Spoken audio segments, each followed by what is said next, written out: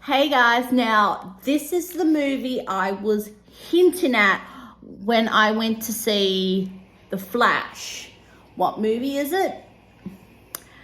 Little Mermaid. Now these are both the tumblers from Hoyts and Event Cinema.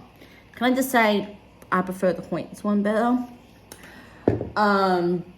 Now I didn't see this in my preferred screening, which was 3D. This was actually taken up by Flash, Spider-Man, and probably more Flash, Spider-Man, and I think there's another one that took it over. So I did see this in gold class as a treat myself because it is my birthday month.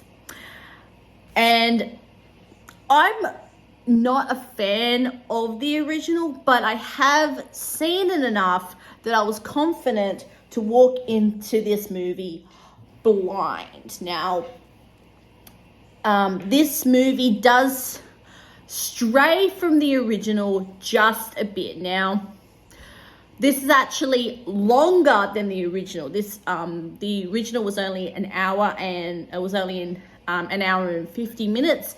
This is nearly 2 hours, so they were able to add a lot to this.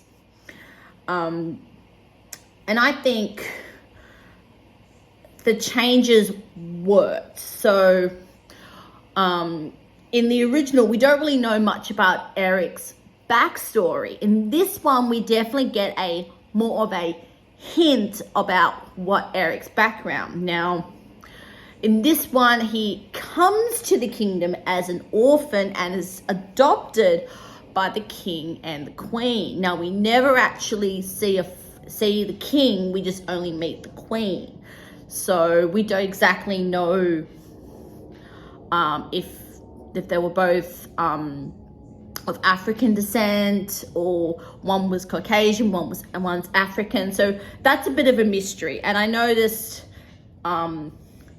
Ariel has a father, not a mother, and Eric has a mother, not a father. So we had that little contrast. Another sort of parallel that Eric and Ariel both have is their grotto and library in Eric's case.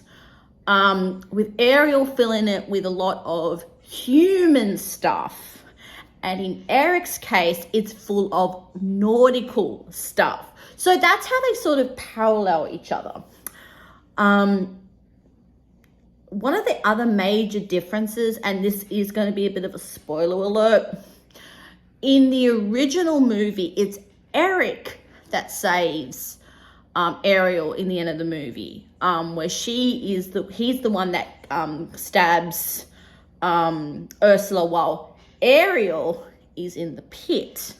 This is role reversal while Eric is in the whirlpool or pit, if you remember from the first one, and it's Ariel that kills Ursula. But in essence, she's killing Ursula to save her father, but in essence, she's saving both of them. So that's very women power. Another massive change that she took from the stage production is to make Ursula and Triton siblings. So I don't know how, unless with her magic she changed species. So I don't know how that happened. Unless one of her spells backfired, she became an octopus. And one of the big divisive changes that a lot of fans noticed was the change of ethnicity of Ariel. I think it was blind casting. Now, why I'm saying it was blind casting, because if you look at all of Ariel's sisters, they are not all the same. They've got some that are Asian, some that are Caucasian, some that are of African descent, and even Javier Van Dam, he's Spanish. So I think the cast in itself was very blind.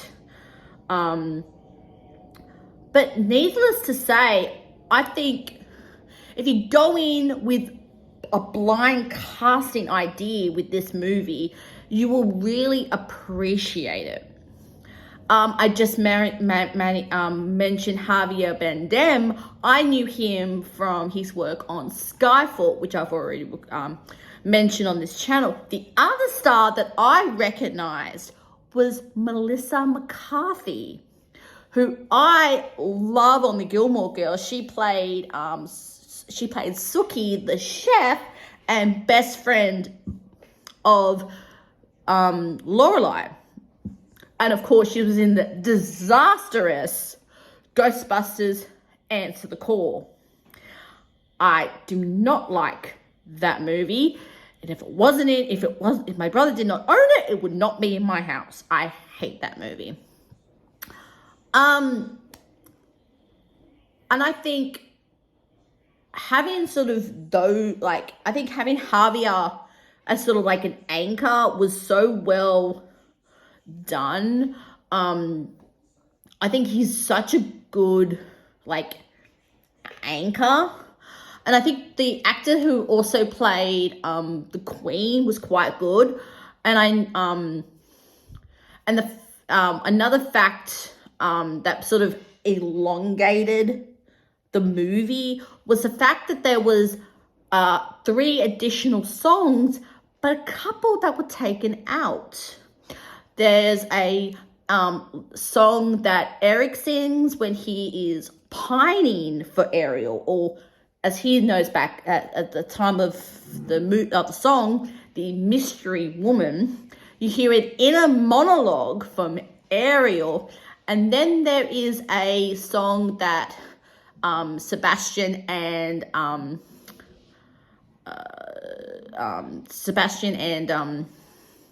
the name escapes me now. The Pelican sing, and those 3 were actually added by Lin-Manuel Miranda, who already has had his foot in the door. He did the lyrics for Moana, and also another slight change. The songs that were taken out was the song that sisters sing and La Passion, which is a very comical sequence in the original. Now, that one makes a lot of sense because it would have been a little bit harder, and you don't really meet the chef. You don't really see her eating seafood. So that does make sense. And the fact that the reason why the sisters are coming together is different. So that makes a lot of sense. And Lee's Scuttle, that's the name I was thinking of. The Scuttle and Sebastian song clearly has Lee's touches to it, because it goes into a subtle rap. Now, Lee is known for his rapping. Hamilton, anyone? And the fact that he comes from a similar world to Alan Menken, who came back to do the music for this. I think Howard would have been in that writer's room with both men when they decided to rewrite Poor Unfortunate Souls. Now that song was being slightly changed in the original. Ariel is aware that she has to kiss Eric within 3 days. Not in this version. She puts a subtle twist, an amnesia clause. What do I mean by that? Is that she forgot that she had to kiss Eric within 3 days, which I think makes it more relatable to today's women, and it doesn't come off as Ariel sort of forcing herself onto Eric. The relationship is they've only got 3 days to create this relationship. And I think that the fact that they meet each other very much as equals, especially after the scene where she shows him, they sort of connect on when the nautical, the scene in the library, and also when they go to the village, which you also see in the original. I think that sort of has cemented that relationship a lot more than in the original. And I think the way they sort of came about felt more organic than forced. The original feels a little bit on that forced. This one felt a lot more organic, and it's a very much comedian of the minds, and I liked that subtle rewrite. And I think you really have to judge this movie on its own merits. And I think the criticism really stops and starts with Halle Bailey. In a lot of people's minds, I think the fact that she is African American really put a lot of people off seeing this movie. I think personally she's a great actor, and I think when I heard that Jodie Benson, who is Ariel in a lot of people's memories, came out and said that she loved Haley, and the fact that she said, I'm passing the baton or Triton over to Haley, and you are now the guide of Little Mermaid. You are now the keeper of the story. Made me sort of want to go and see the movie a bit more. The fact that she put her stamp on Haley's performance made me more inclined to go and watch it. The animation is so well done. They look like they did a lot of dry for wet, which is similar what they did with Aquaman, which was done dry for wet.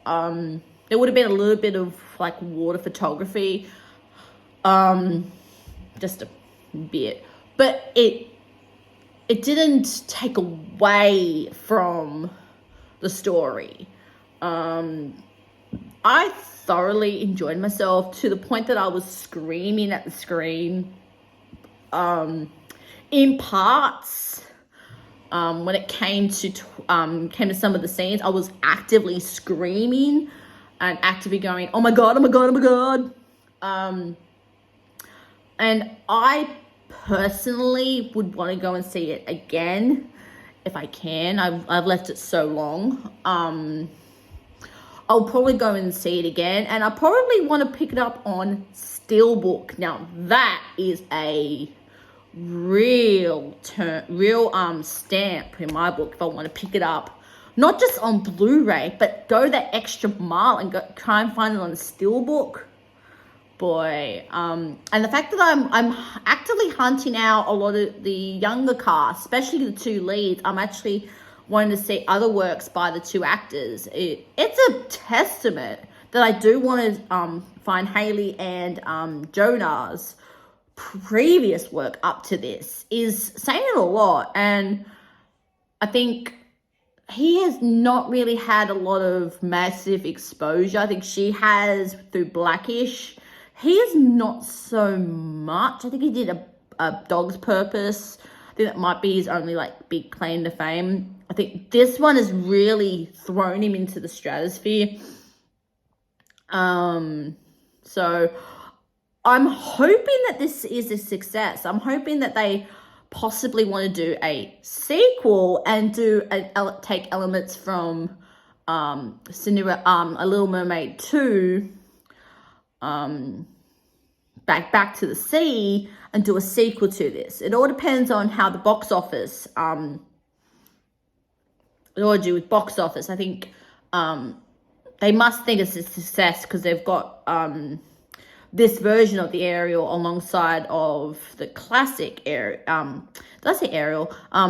Classic Ariel alongside this Ariel. So I think Disney has definitely wanting a lot of people to go and see this, and I think I'll probably check it out again.